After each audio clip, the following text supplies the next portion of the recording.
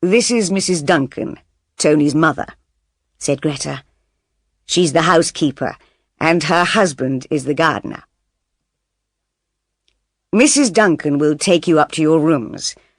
I'm going to tell Mr. Ross you've arrived. The housekeeper was a little woman with short hair. She went up the stairs, and my mother and I went after her. My room was next to my mother's. I looked out of the window and saw the gardens at the back of the house. A man was working in the garden near some trees. Is that Mr. Duncan? I thought. I looked between the trees and saw the sea. It's a beautiful house and a beautiful island.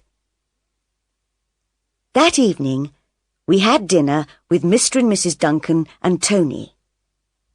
We ate in the big kitchen. What happened to Mr. Ross's last secretary? Asked my mother. She's in hospital, replied Mrs. Duncan. She's going to be away all summer. Isn't Mrs. Ross lonely here? I said. No, said Mrs. Duncan.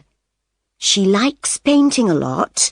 She has a room upstairs and goes there to paint. She's very good. Sometimes she goes to different places on the island to paint pictures. We finished eating our meal. Soon after, Greta Ross came into the kitchen.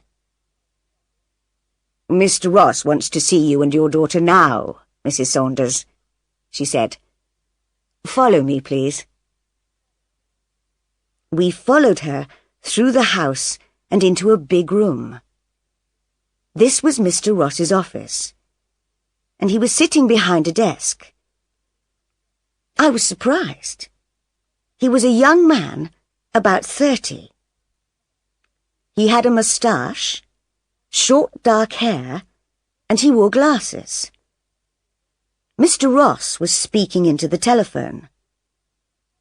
Who does he look like? I thought. Is it Tony Duncan? Mr. Ross is talking to a business friend in New York, said Greta. Please sit down. While we waited, I looked around the office. There were 3 telephones, a computer, and lots of books and papers. There was another door, and I could see a smaller room next to the office.